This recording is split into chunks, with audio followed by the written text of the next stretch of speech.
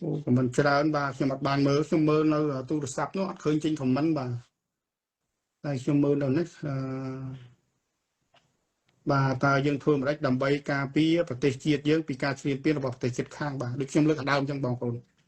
បាទគឺបង7វឿន7បាទដូចខ្ញុំបញ្ជាក់អញ្ចឹងយើងត្រូវទាញផលប្រយោជន៍អំពីកិច្ចសហប្រតិបត្តិការជាមួយនឹងមហាអំណាចនៅពេលដែលយើងផ្ដល់ផលប្រយោជន៍ឲ្យគេយើងត្រូវទាញផលប្រយោជន៍មកខ្លួនយើងឲ្យបានច្រើនបាទតាមរយៈការវិនិយោគរួមគ្នាផលិតសពវិវត្តតាមរយៈ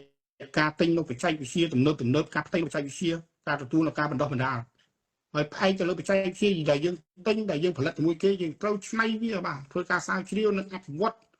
ឲ្យលេចធ្លោថ្មីថែមទៀតមិនមែនតែគេឲ្យមក10យើងប្រើតែ10ហ្នឹងគេឲ្យមកកម្រិតមួយយើងប្រើកម្រិតមួយហ្នឹងគឺយើងត្រូវចេះកែច្នៃធ្វើការស្រាវជ្រាវនិងការអភិវឌ្ឍបន្ថែមទៀតរដ្ឋយើងនៅក្នុងថវិកាផ្នែកការពារជាតិនេះយើងត្រូវបង្កើតនៅក្នុងថវិកាក្នុងការស្រាវជ្រាវនិងការអភិវឌ្ឍនៅសពវិវត្តនេះខ្ទង់មួយសម្រាប់វិស័យនេះហើយក្រសួងការពារជាតិផងដែរខ្ញុំតែងតែលើកថាគឺត្រូវមានធ្វើការកំណែតម្រង់ស្ថាប័ននយោបាយកថាមួយចំនួនអង្គភាពមួយចំនួនហួសសម័យមិនចាំបាច់ទៀតទេបាទយើងអាចលុបចោលឬក៏យើងអាចកាត់បន្ថយអង្គភាពដែលមិនចាំបាច់ហើយយើងបង្កើតពង្រឹងអង្គភាពថ្មីដែលឲ្យទាន់សម័យកាលដូចខ្ញុំលើកដដែលខ្ញុំសម្ភាសច្រើនហើយជាមួយសារព័ត៌មានបង្កើតជាអង្គភាព drone អង្គភាព robot អង្គភាពការពារដែនអាកាសអង្គភាពមីស៊ីលបាទទាំងអស់នេះបាទគឺសំខាន់ណាស់អង្គភាពសង្គ្រាមបច្ចេកវិទ្យាជាដើមដែលដើរឲ្យទាន់សម័យកាលនេះគឺជាចំណុចសំខាន់បាទដែលយើងត្រូវពង្រឹងសម្រាប់កម្ពុជាយើងជំរាបសួរលោកបណ្ឌិតខ្ញុំគ្រប់គ្រងនៅមតិ 100% បងសុកបងឲ្យប្អូនទេបាទខ្ញុំមើលអត់ឃើញសុកសាងតើអាចទេកម្ពុជាយើងរៀនយកយុទ្ធសាស្ត្រអ៊ីស្រាអែលឬតៃវ៉ាន់ងាកចេញពីចិនរុស្ស៊ីបាទសម្រាប់បញ្ហានេះការងាកចេញអំពីចិននេះបាទគឺជារឿងគ្រោះថ្នាក់របស់កម្ពុជាខ្ញុំសូមបញ្ជាក់ពាក់ព័ន្ធទៅនឹងបញ្ហាភូមិសាស្ត្រនយោបាយចំណុចនេះកម្ពុជាមិនអាចចោលចិនបានទេបាទហើយចិនក៏យកកម្ពុជាជាកូនសំណប់ដែរតាក់ទងនឹងភូមិសាស្ត្រនយោបាយតាក់ទងទៅនឹងបញ្ហាគោលនយោបាយការបរទេសរបស់ចិននេះបាទដូច្នេះអ្វីដែលយើងមានស្រាប់គឺយើងត្រូវរកវិធីបាទក្នុងការកែច្នៃយ៉ាងណាឲ្យបានទទួលនៅផលប្រយោជន៍ជាអតិបរមាពង្រឹងខ្លួនឯងឲ្យមាននិរន្តរភាពដែលសំខាន់មិនមែនចាប់អ្នកនេះប្រឡែងអ្នកនោះប្រឡែងអ្នកនោះចាប់អ្នកនេះចាប់អ្នកនេះប្រឡែងអ្នកនោះចង់ក្រោយទុនសាយក៏រួចត្រីរស់ក៏រួចដូច្នេះខ្ញុំអ្វីដែលខ្ញុំគិតគឺយើងត្រូវបន្តអ្វីដែលយើងមានប៉ុន្តែយើងបន្តដោយភាពច្នៃប្រឌិតឲ្យមានភាពច្នៃប្រឌិតទាញឲ្យបានផលប្រយោជន៍ឲ្យបានច្រើនការពារខ្លួនបង្កើតជាយុទ្ធសាស្ត្រកម្ពុជាខ្លាយជាសត្វកម្មប្រមាបាទយុទ្ធសាស្ត្រកម្មប្រមាអញ្ចឹងអ្វីដែលខ្ញុំគិតថាទាញផលប្រយោជន៍យ៉ាងណានោះខ្ញុំបានលើកខាងដើមហើយបាទរៀនត្រឹមសិង្ហបុរីបានហើយរៀនប៉ាគីស្ថានដូចរៀនពីកូរ៉េខាងជើងមិនអាចទៅរួចទេបាទបើសិនជារៀនពីសិង្ហបុរីគឺថៃគឺអាចរៀនពីសិង្ហបុរីបានបាទពីព្រោះសិង្ហបុរីគឺជាកូនសំណប់របស់សហរដ្ឋអាមេរិកមានមូលដ្ឋានយោធារបស់អាមេរិកនៅទីនោះហើយជាប្រវត្តិសាស្ត្រយើងមើលហើយតើកម្ពុជាយើងជាមួយអាមេរិកចូលគ្នាចុះទេអាមេរិកឲ្យតម្លៃកម្ពុជាទេហើយយើងទៅតោងអាមេរិកនៅពេលនេះតើគេឲ្យតម្លៃយើងទេនៅពេលដែលគេមានកូនសំណប់ប៉ុនគេដែលមានមាឌធំសុខភាពល្អជាច្រើនហើយដូចជាហ្វីលីពីនសិង្ហបុរីថៃជាដើមនេះបាទដូច្នេះដូចខ្ញុំបញ្ជាក់ខាងដើមយើងកុំរត់ឆ្លេខ្លាអ្វីដែលយើងមានស្រាប់យើងពង្រឹងវាប្រកបដោយគំនិតច្នៃប្រឌិតបង្កើតវាឲ្យមានប្រសិទ្ធភាពបាទដើម្បីនិរន្តរភាពនៃការអភិវឌ្ឍសេដ្ឋកិច្ចវិស័យការពារជាតិបូរណភាពទឹកដីរបស់យើងបើមូលដ្ឋានទ័ពអាមេរិកដាក់នៅកម្ពុជាតើកើតមានបញ្ហាអ្វីទេស្លាប់បាទស្លាប់បើសិនជាហ៊ានធ្វើបែបនេះកម្ពុជានឹងស្លាប់បងប្អូនសិក្សាអំពីភូមិសាស្ត្រនយោបាយទៅមិនអាចទេទីមួយអាមេរិកមិនចាប់អារម្មណ៍ទេមកដាក់យោធានៅកម្ពុជាបានប្រយោជន៍ស្អីវាអត់មានផលប្រយោជន៍អីនៅក្នុងភូមិសាស្ត្រនយោបាយ ទីពីរយើងមានលុយបងឲ្យអាមេរិកទេការដាក់មូលដ្ឋានយោធាមិនមែនគេតែដាក់ទេបងប្អូនដូចជានៅអាមេរិកដាក់យោធាមូលដ្ឋានយោធានៅជប៉ុននៅអូគីណាវ៉ានៅកូរ៉េខាងត្បូងបាទគឺចំណាយលុយណាបងប្អូនចំណាយលុយต้อง$60,000,000ដែលចំណាយទៅឲ្យសហរដ្ឋអាមេរិកក្នុងមួយឆ្នាំបាទយើងមានលទ្ធភាពទេទី1ទី2បើយើងងាកពីចិនយើងដឹងហើយ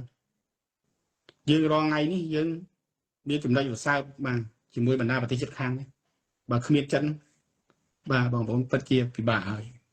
ខ្ញុំមិនបាច់និយាយលម្អិតទេបញ្ហាខ្លះខ្ញុំសុំទោសខ្ញុំមានកម្រិតរបស់ខ្ញុំដែរក្នុងការបញ្ចេញមតិបាទតកតងទៅនឹងសវត្ថិភាពបាទសន្តិសុខរបស់ខ្ញុំដែរបាទអញ្ចឹងបងប្អូនគិតខ្លួនឯងទៅចំណុចនេះខ្ញុំលើកតែប៉ុណ្ណេះជួយស្រាវជ្រាវបន្តិចលោកបណ្ឌិតបាទបងសុនិតយឹមចាប់ទូកនេសាទមនុស្ស4នាក់ទៀតហើយពាក់ព័ន្ធទៅនឹងបញ្ហាកម្ពុជាជាមួយថៃនេះបាទនៅក្នុងដំណាក់កាលនេះគឺយើងមិនអាចនិយាយបានច្រើនទេបាទពីព្រោះគេកំពុងតែទាញបញ្ហាជាមួយកម្ពុជាដើម្បីប្រជាប្រិយរបស់គេដើម្បីមានការគ្រប់គ្រងទៅលើការបោះឆ្នោតបាទនៅថ្ងៃទី8ខែកុម្ភៈឆ្នាំ2026ខាងមុខនេះបាទហើយខ្ញុំឃើញហើយខាងភាគីកម្ពុជាយើងព្យាយាមដោះស្រាយបញ្ហានេះតាមរយៈការទូតតាមរយៈយន្តការដែលមានស័ព្ទស្នើឲ្យមានកិច្ចប្រជុំគណៈកម្មការព្រំដែនរួម JBC មិនប្រជុំទេស្នើយ៉ាងម៉េចប៉ុន្តែនេះជានីតិវិធីកម្ពុជាយើងត្រូវតែធ្វើដើរតាមគន្លងប៉ុន្តែសម្រាប់អ្វីដែលខ្ញុំគិតថៃគេមិនព្រមមកប្រជុំទេគេមិនបោះស្រាយជាមួយយើងទេគេមិនយកច្បាប់មកនិយាយជាមួយយើងទេដំណាក់កាលនេះអ្វីដែលគេគ្រប់គ្រងគឺគេបន្តគ្រប់គ្រងយ៉ាងហោចណាស់ឲ្យបានបោះឆ្នោតរួចរាល់ដែរបាទក្រោយពីបោះឆ្នោតបើសិនជាមិនមានបាតុភិបអីធំទេរដ្ឋាភិបាលថ្មីកើតឡើងនោះនឹងអាចងាកមកបាទឡើងវិញក្នុងការកិច្ចប្រជុំ JBC GBC OBC បាទឡាក់តែនៅក្នុងដំណាក់កាលនេះ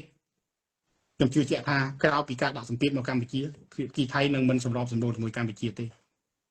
ដើម្បីបានទទួលនៅប្រជាប្រិយភាព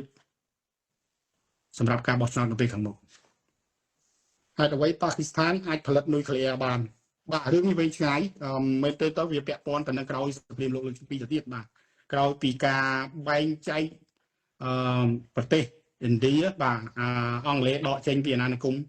គឺឥណ្ឌាហើយនិងប៉ាគីស្ថានបែងចែកទៅជាពីរបាទហើយដោយមានការគ្រប់គ្រង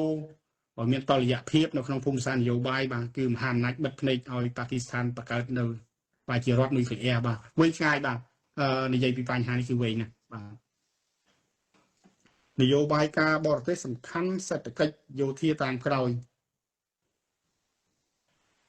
បាទនេះវាអាចត្រូវហើយវាក៏មិនអាចត្រូវពីព្រោះបើយើងចាំតែសេដ្ឋកិច្ចខ្លាំងហើយបើយើងធ្វើយោធាយើងដើរអត់ទាន់គេដែរបាទដូច្នេះបញ្ហានេះគឺជាបញ្ហាដែលយើងត្រូវដើរទន្ទឹមគ្នាបាទដើរទន្ទឹមគ្នាមានតិចអភិវឌ្ឍតិចមានច្រើនអភិវឌ្ឍច្រើនសុំខ្លះបាទសម្បទានខ្លះជ័យខ្លះទិញខ្លះបាទដើម្បីអភិវឌ្ឍមិនចាំដល់សេដ្ឋកិច្ចខ្លាំងទេមិននិយាយទេបាទត្រូវការពេលយូរអង្វែងណាស់ហើយការឈ្លានពានការរុករៀនរបស់បណ្ដាប្រទេសដែលឈ្លានពានយើងនោះគេមិនចាំទេ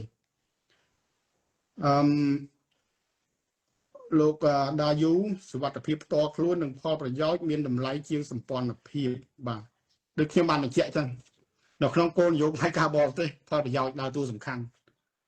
បាទមានផលប្រយោជន៍មានកិច្ចសហប្រតិបត្តិការមានផលប្រយោជន៍មានការការពារជួយតាមកម្រិតទៅតាមច្បាប់ទៅតាមផលប្រយោជន៍ទៅតាមការទំនាក់ទំនងបាទវាជារឿងធម្មតានៅក្នុងការទំនាក់ទំនងកុំខឹងគេបាទនៅពេលដែលយើងគ្មានផលប្រយោជន៍គេមិនជួយយើងកុំខឹងគេអ្វីដែលយើងមានតម្លៃគឺយើងធ្វើខ្លួនយើងឲ្យមានតម្លៃបាទភាពស្មោះត្រង់បាទភាពស្មោះត្រង់ភាពស្អាតស្អំច្បាស់លាស់ធ្វើការដោយសមត្ថភាពច្បាស់លាស់មិនមែនទៅសហប្រតិបត្តិការមួយដែរទៅលំគេហៅទៅរៀនទាំងចំណេះដឹងទាំងយោធាទាំងអីយើងចេះតែទៅដែរទៅដើម្បីបំពេញកិច្ចមិនបានប្រមូលនៅគេហៅចំណេះដឹងពិតប្រាកដមកគេមិនងាយយើងបាទ ខ្ញុំឃើញមានអ្នកខ្លះទៅរៀនទៅអីទៅប្រជុំនៅស្រុកក្រៅអីហ្នឹងទៅដូចជាទៅ shopping ចឹងណាទៅដើរលេងមកវិសុជៈអីខ្លះបានចែករំលែកចំណេះដឹងអីខ្លះដែលបានមករៀនអត់មានដូច្នេះការខ្ជះខ្ជាយបាទការខ្ជះខ្ជាយការមិនยึดទុកដាក់ទៅលើការទទួលនៅអ្វីដែលគេទេមកឲ្យយើងមិនគ្រាន់តែខ្លួនឯងខ្សោយទេគេមើលងាយទៀតគេថាអានឹងគ្មានកំណើតគ្មានគំនិតគ្មានចង់អភិវឌ្ឍបាទនេះគឺជាចំណុចសំខាន់ដែរបាទរោងចក្រផលិតសព្វវិវត្តគឺល្អបាទត្រឹមត្រូវណាស់បាទទៅតាមពីយ៉ាងហោចណាស់ក៏យើងអាចផលិតនៅ drone ទៅតាមលទ្ធភាពបាទបងលីឌឿនcomment របស់ស៊ីណាតតើប្រទេសកម្ពុជាយើងអាចនាំចូលអាវុធនិងប្រព័ន្ធការពារដែនអាកាសនៅពេលឆាប់បានដែរឬអត់លោកបណ្ឌិតការងារសព្វវិវត្តការប្រើប្រាស់នៅប្រព័ន្ធទំនើបទាំងអស់នេះមិនមែនពី3ថ្ងៃមួយខែ2ខែអាចយកមកប្រើប្រាស់បានទេគឺត្រូវការគិតគូរជាគេហៅថាលក្ខណៈ long term vision ទស្សនវិស័យវែងឆ្ងាយណាស់មិនមែនក្របីបាត់ទៅស្រះរបងហ្នឹងបាទដូច្នេះវាត្រូវការពេលវេលាបាទ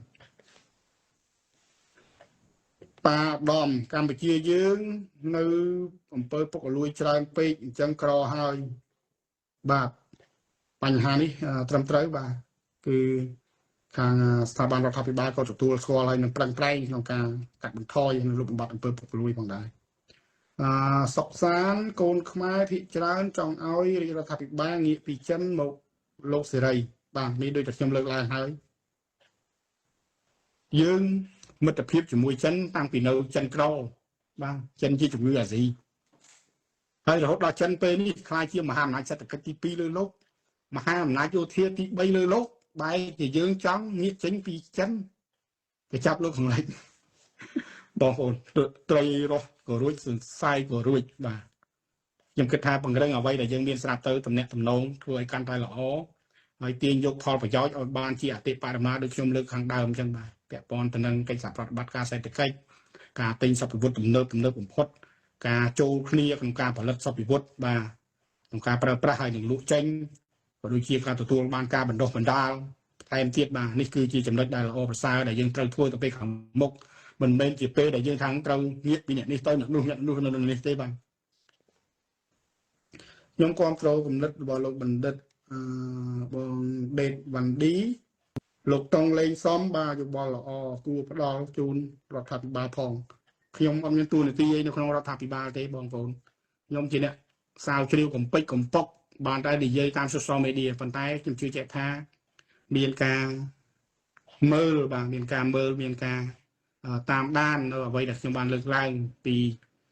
ថ្នាក់ដឹកនាំពីតាមស្ថាប័នផ្សេងដែលពាក់ព័ន្ធហើយដូច្នេះខ្ញុំជឿជាក់ថាអ្វីដែលខ្ញុំនិយាយអ្វីដែលខ្ញុំធ្វើគឺធ្វើហើយការទទួលយកឬមិនទទួលយកនោះបាទយើងក៏មិនអាចបង្ខំឲ្យបានដែរយើងជាប្រជាពលរដ្ឋអ្នកសាវជ្រាវតូចតាចបាទតែអ្វីដែលយើងគួរធ្វើគឺយើងបានគួរធ្វើហើយសាវជ្រាវហើយជម្រាបជូនហើយបាទនេះជាគេថាកម្រិតបាទតួនាទីរបស់ខ្ញុំគឺមានកម្រិតខ្ញុំគ្រាន់តែជាអ្នកសាវជ្រាវជាប្រជាពលរដ្ឋសាមញ្ញធម្មតាទេបាទបងប្អូនកុំ expect តែខ្ញុំអាចទៅចូលផ្ដល់យោបល់អីផ្ទាល់អីបានទេបាទខ្ញុំជួបគិតមកដល់ក្បាលទៀតបាទ7 វឿន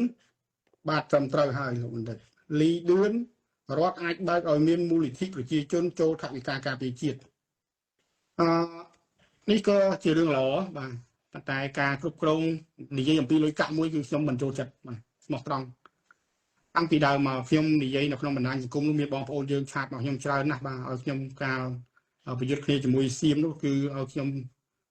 បង្កើតជាមូលនិធិបាទដើម្បីពួកគាត់អាចចូលបាទដើម្បីគ្រប់គ្រងទៅដល់បងប្អូនជួរមុខដល់បងប្អូនជនជាតិសឹកប៉ុន្តែពាក់ព័ន្ធទៅនឹងលុយកាក់ទៅលើមូលនិធិអីនេះបាទទី1គឺខ្ញុំម្នាក់ឯងខ្ញុំជាប្រជាពលរដ្ឋសាមញ្ញទី2ខ្ញុំមិនចូលចិត្តពាក់ព័ន្ធជាមួយលុយកាក់តែមានតែពាក់ព័ន្ធនឹងលុយកាក់រឿងបញ្ហាតែម្ដងបាទមនុស្សយើង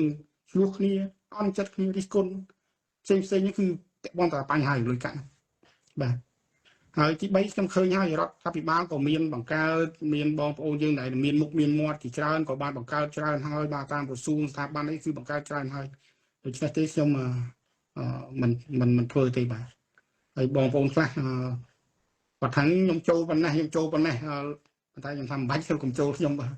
អត់ទទួលទេតាក់ទងលុយកាក់មួយបាទហងសានឆាយចុះខ្មែរយើងដើរយ៉ាងម៉េចដើរឥឡូវបាទដើរខ្មែរយើងដើរយ៉ាងម៉េចឥឡូវយើងដឹងទាំងអស់គ្នាហើយបាទ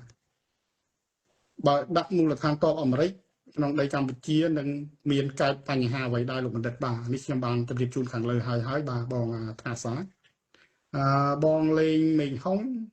ជំរុះក្រសួងដែលអត់ប្រយោជន៍ខ្លះទៅបាទអំពើពុករលួយកាត់បន្ថយពើពុករលួយទៅបាទលុយមិនខ្វះទេជារឿងត្រឹមត្រូវបាទខ្ញុំនិយាយច្រើនហើយពាក់ព័ន្ធទៅនឹងការធ្វើកំណែតម្រង់ស្ថាប័នបាទរដ្ឋបាលសាធារណៈនេះបាទយើងមានអតិផរណាមន្ត្រីរាជការយើងមានអតិផរណាចំនួនក្រសួងយើងមានអតិផរណាចំនួនខេត្តយើងមានអតិផរណាចំនួនស្រុកក្រុងឃុំសង្កាត់បាទច្រើនហើយចំណុចការធ្វើកំណែតម្រង់ចំបាច់ចូលទៅលើបញ្ហាក្រសួងស្ថាប័នថ្នាក់ជាតិថ្នាក់ក្រោមជាតិនេះក៏ដូចជាការកាត់បន្ថយអំពើពុករលួយនេះក៏យើងគួរតែរៀនសូត្រដែរបាទពីប្រទេសខាងកើតរបស់យើងប្រទេសវៀតណាមគេធ្វើបានល្អណាស់នៅឆ្នាំ2025គេធ្វើបានល្អខ្ញុំបាននិយាយរួចហើយបានពាក់ព័ន្ធទៅនឹងបញ្ហាផ្ដល់យោបល់ទៅលើកំណែតម្រង់ស្ថាប័នការកាត់បន្ថយនៅគេហៅថាក្រសួងបាទក្រសួងរចនាសម្ព័ន្ធថ្នាក់ជាតិថ្នាក់ក្រោមជាតិនេះបាទខ្ញុំគ្រប់គ្រងរដ្ឋាភិបាលយកទាំងពីរបាទជារឿងល្អបាទយើងយកប្រមាណមិនសំខាន់ទេទាំងពីរទាំង3ហ្នឹងបាទទាំងចិនទាំងអាមេរិកនេះគឺសំខាន់ប៉ុន្តែនៅពេលដែលយើងមានកិច្ចសហប្រតិបត្តិការមួយគ្នាធ្វើយ៉ាងណាដើម្បីយើងទាញផលប្រយោជន៍ដូចខ្ញុំលើកខាងដើមបងប្អូនហើយយើងហាក់បីដូចជាឃ្លាតឆ្ងាយពីរុស្ស៊ីសំខាន់បាទគួរតែធ្វើការឲ្យបានស្និទ្ធស្និទ្ធជាមួយរុស្ស៊ីឡើងវិញបាទដោយដែលបណ្ដាប្រទេសអាស៊ានបានតែកំពុងតែធ្វើសមាជិកអាស៊ានច្រើនណាស់បាទគេអត់ចោលរុស្ស៊ីទេហើយកម្ពុជាយើងជាមួយវៀតណាមនេះពីដើមមកជាមួយរុស្ស៊ីគឺល្អណាស់បាទនៅពេលក្រោយចប់របបខ្មែរក្រហមកម្ពុជាយើងគឺរៀនភាសាវៀតណាមហើយភាសារុស្ស៊ីហើយមានការគ្រប់គ្រងច្រើនណាស់ពីរុស្ស៊ីដែលគ្មានលក្ខខណ្ឌនៅពេលនោះដែលអង្គការសហជីវជាតិមិនទទួលស្គាល់កម្ពុជានោះអញ្ចឹងឲ្យបងប្អូនឃើញហើយយើងមានវិផ្លូវសហព័ន្ធរុស្ស៊ីយើងមានពេទ្យរុស្ស៊ីយើងមានផ្សាររុស្ស៊ីផ្សារទូតពងតែមួយរយៈក្រោយខ្ញុំមិនដឹងថាយ៉ាងម៉េចដែរបានយើងដូចជាឃ្លាតឆ្ងាយពីរុស្ស៊ីដែលមានសារៈសំខាន់បាទពាក់ព័ន្ធទៅនឹងវិស័យធម្មពលវិស័យបច្ចេកវិទ្យាសព្វវិទ្យាបាទទាំងប្រព័ន្ធការពារដែនអាកាសទាំងមីស៊ីលទាំងយន្តហោះប្រយុទ្ធជាដើមរុស្ស៊ី advance ខ្លាំងបាទខ្លាំងមែនទេនេះគូដែលយើងចាប់ទាំងអស់បាទប៉ុន្តែធ្វើយ៉ាងណាចេះប្រើប្រាស់យុទ្ធសាស្ត្រក្នុងកិច្ចសហប្រតិបត្តិការទាញយកផលប្រយោជន៍ឲ្យបានកាន់តែច្រើនមកលើសម្រាប់កម្ពុជាយើងប៉ុន្តែដើម្បីទាញផលប្រយោជន៍ឲ្យមានសហប្រតិបត្តិការល្អដូចខ្ញុំលើកហើយសម្រាប់ប្រទេសរបស់យើងធ្វើខ្លួនយកឲ្យខ្លាំងធ្នូទៅរៀនពីគេចង់ឲ្យរៀនកុំឲ្យទៅតែប្រគ្រប់កិច្ចបាទកុំឲ្យជាមើលងាយបាទបងសំណងរក្សាចាស់បង្កើតថ្មីបាទរក្សាបង្កើតចាស់បង្កើតថ្មីនេះហើយដែលធ្វើឲ្យមានអតិផរណាមន្ត្រីរាជការអតិផរណាទូនទីធ្វើឲ្យរដ្ឋាភិបាលក្បាលធំយើងខ្លួនហើយលាក់នឹងលាក់បាទសូមអរយោបល់ប៉ុណ្ណឹងចំណុចនេះក្រសួងខ្លះដេកស៊ីលុយជាតិឥតប្រយោជន៍ដោយគួរតែកាត់ចេញបាទដូចខ្ញុំបញ្ជាក់ឲ្យបាទខាងលើហ្នឹងតើតើបញ្ហាពុករលួយបញ្ហាកែតម្រង់ក្រសួងស្ថាប័នសហជាតិថ្នាក់ក្រោមជាតិបាទលីដឿនរដ្ឋអាចបើកឲ្យមានមូលនិធិឲ្យប្រជាជនចូលរួមបាទដូចខ្ញុំលើកខាងដើមអញ្ចឹងបាទគឺមានបាទគោរពជំរាបសួរគ្រូបាទពេងប៊ុនរតតែមនីអរគុណសុខសានគ្រប់គ្រងប្រសាសន៍របស់លោកគឺលោកបំបត្តិបាទក្រសួងខ្ជះខ្ជាយលុយរដ្ឋស៊ីណាចិនដើម្បីជាតិខ្ញុំនឹងចូលរួមក្នុងមួយខែ$10ក្នុងការទិញសព្វវិវត្តដើម្បីការពារជាតិបាទខ្ញុំជឿជាក់ថានៅក្នុងបរិបទនេះបាទប្រជាពលរដ្ឋគ្រប់គ្នាមានការជឿចាប់ចង់ចូលរួមជាមួយរដ្ឋាភិបាលប៉ុន្តែមិនមែនដូចខ្ញុំបញ្ជាក់ខាងដើមមិនមែនយើងមានលុយហើយយើងទៅទិញភ្លាមបានភ្លាមយកមកប្រើភ្លាមទេនេះវាត្រូវការទស្សនៈវែងឆ្ងាយយុទ្ធសាស្ត្រវែងឆ្ងាយហើយត្រូវការដោយសារយើងជាប្រទេសក្រយើងមិនអាចយកមានលុយទាំងដុំទេយើងត្រូវប្រើយុទ្ធសាស្ត្រក្នុងកិច្ចសហប្រតិបត្តិការរួមគ្នាបាទក្នុងការគ្រប់គ្រងពីមហាអំណាចផងដែរ ខ្ញុំជឿជាក់ថាបញ្ហានេះរដ្ឋាភិបាលគឺដើរតួសំខាន់បងប្អូនទោះបីជាបងប្អូនខ្លះខ្ញុំគិតថាមានជីវភាពខ្វះខាតតែមានឆន្ទៈក្នុងការចូលរួមជាមួយនឹងរដ្ឋាភិបាលដើម្បីពង្រឹងវិស័យការពារជាតិរបស់យើងបាទនេះគឺជាគំនិតមួយស្នេហាជាតិល្អណាស់ប៉ុន្តែខ្ញុំគិតថាវាមិនចាំបាច់ទេពីការទទួលយកនៅថវិកាពីបងប្អូនដែលកំពុងតែមានជីវភាពលំបាកធ្វើឲ្យបងប្អូនកាន់តែខ្វះខាតនោះបាទរដ្ឋាភិបាលបានគិតគូររឿងនេះហើយដូចសម្ដេចតេជោបានលើកឡើងអំពីប្រាក់បម្រុងជាតិអំពីថវិកាជាតិយើងគឺមានបាទប៉ុន្តែការប្រើប្រាស់យ៉ាងណានោះមិនមែនជារឿងងាយស្រួលទេបាទមិនមែនមានលុយគេចេះតែលក់ឲ្យយើងទេហើយមិនមែនតែចេះតែយើងទិញហើយយកមកប្រើកើតទេបាទវាត្រូវការគិតគូរវែងឆ្ងាយហើយនឹងត្រូវការពេលវេលាបុណ្យភោគគ្មានអ្នកណាមាននៅស្រុកខ្មែរគ្មានគំនិតបង្កើតរោងចក្រសម្អាវុធទេមានតែគំនិតលក់ដីលក់ស្រាបៀរបាទខ្ញុំជឿថាឆ្លងកាត់ពីបទពិសោធន៍ការឈ្លានពានរបស់ថៃនេះហើយយើងនឹងអាចរៀបចំខ្លួនបានល្អទៅពេលខាងមុខបាទ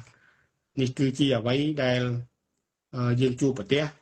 បាទនៅមេរៀនទាំងនេះហើយខ្ញុំជឿជាក់ថាយើងរៀនបានសូត្របានច្រើនណាស់បាទពាក់ព័ន្ធទៅនឹងបញ្ហាចំនួនឈ្លានពានជាមួយពីថៃនេះក៏ដូចជាបញ្ហាភូមិសាស្ត្រនយោបាយជុំវិញពិភពលោកបាទគឺយើងរៀនសូត្របានច្រើនដើម្បីរៀបចំយុទ្ធសាស្ត្រអភិវឌ្ឍជាតិរបស់យើងខ្ញុំជឿជាក់ទៅលើរាជរដ្ឋាភិបាលនឹងគិតគូរបាទណាសៀតសែនបាទឥណ្ឌាចែកជា3ប្រទេសឥណ្ឌាប៉ាគីស្ថានបង់ក្លាដេសបាទត្រឹមត្រូវលីឌឿនយើងអាចធ្វើ military pact ជាមួយភូមាបានទេគេមិនធ្វើទេណាគេមិនធ្វើទេ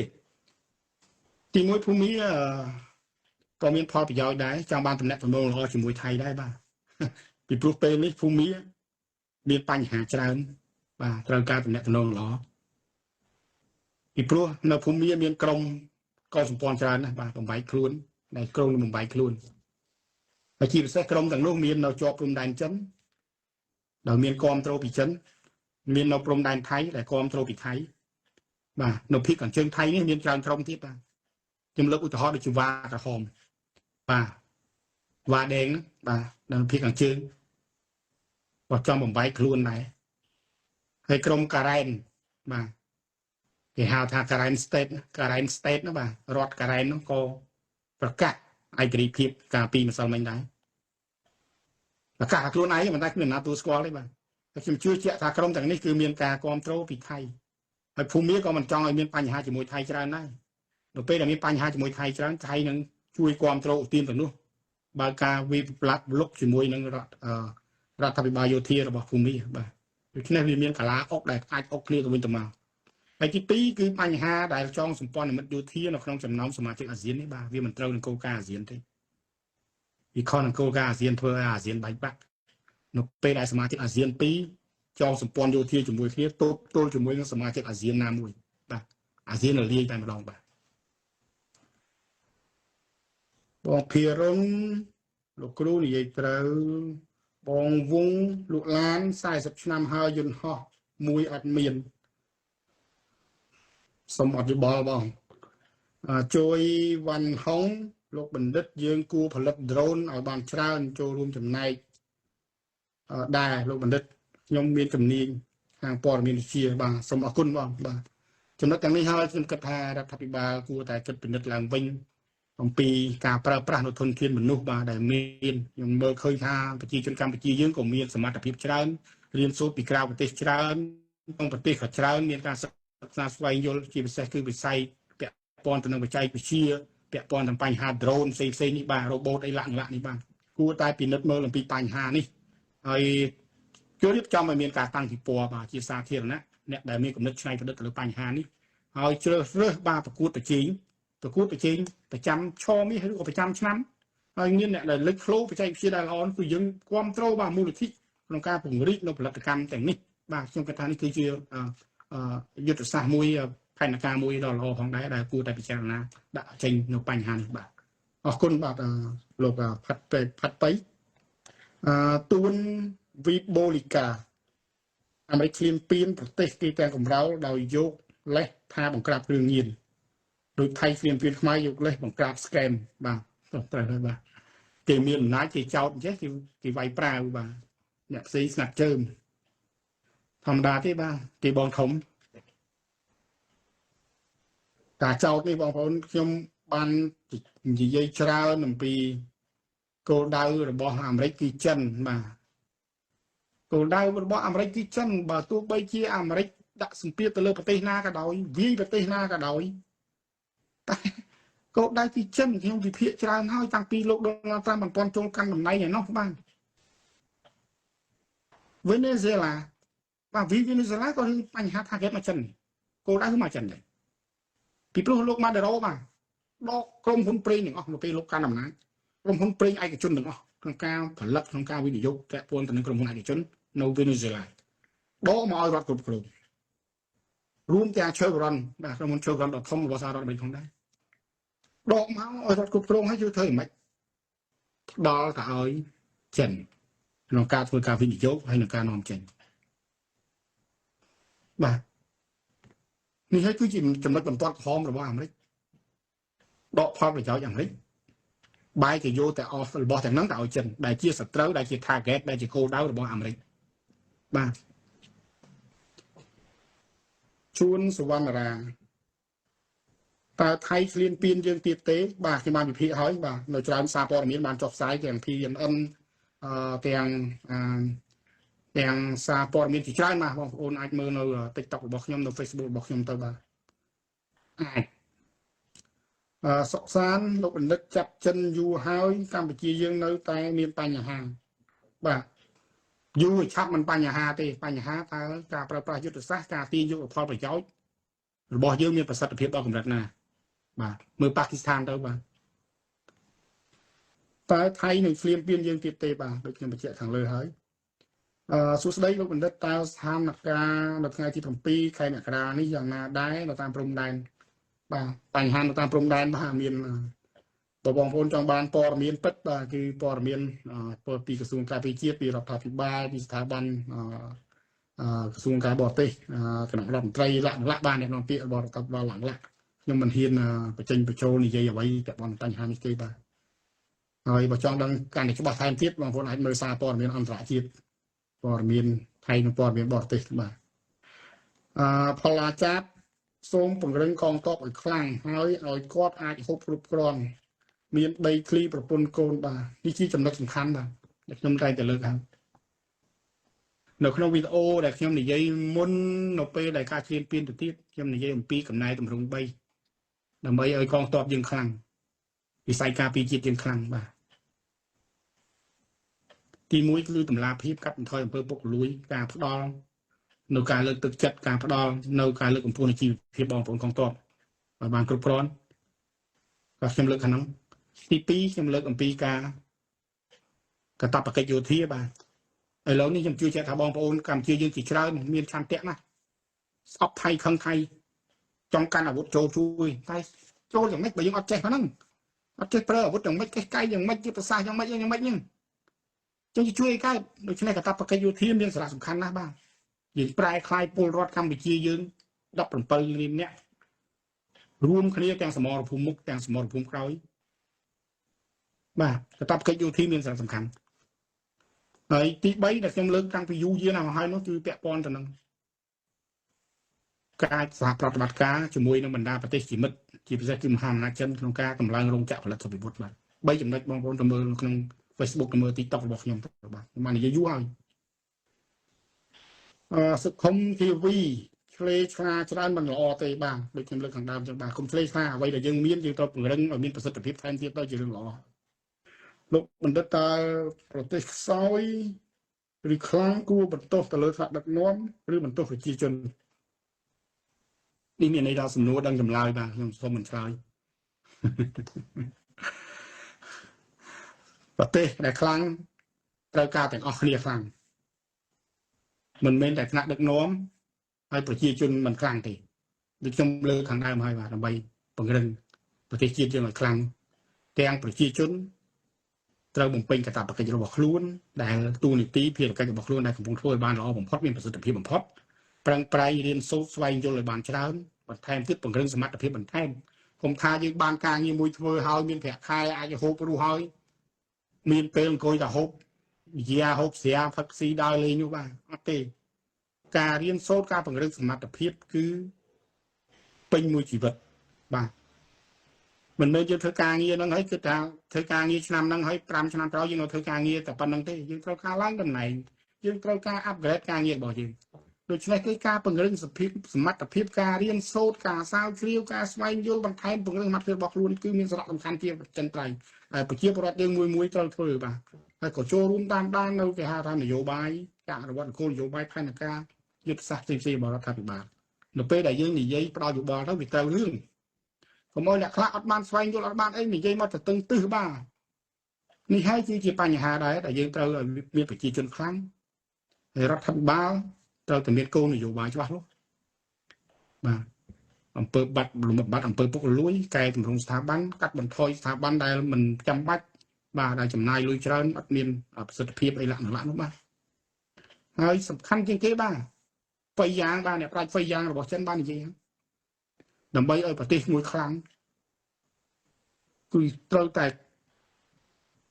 ឯកទៅលើច្បាប់ទៅលើការអនុវត្តច្បាប់គ្រប់គ្នាទាំងអស់ស្ថិតនៅក្រោមច្បាប់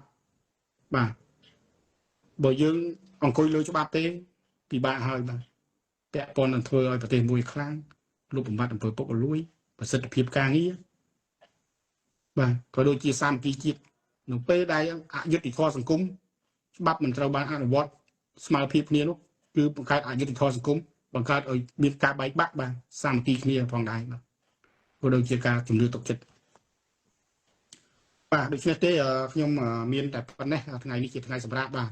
ហើយក៏ដូចជាការសាកល្បងរបស់ខ្ញុំទេបងប្អូនខុសត្រូវឲ្យសុំទោសផងបាទខ្ញុំមិនមានជាជំនាញទេបាទចេះតែព្យាយាមនិយាយហើយអ្វីដែលខ្ញុំនិយាយទៅបាទខុសត្រូវសូមអភ័យទោសហើយគ្រាន់តែជាគំនិតមួយដែលដើម្បីដាក់ជូនបងប្អូនក្នុងការពិចារណាស្វែងយល់បន្ថែមបាទមិនមែនឲ្យបងប្អូនជឿទេសំខាន់គឺការស្វែងយល់បន្ថែមហើយនឹងផ្ទៀងផ្ទាត់ពីប្រភពផ្សេងៗមក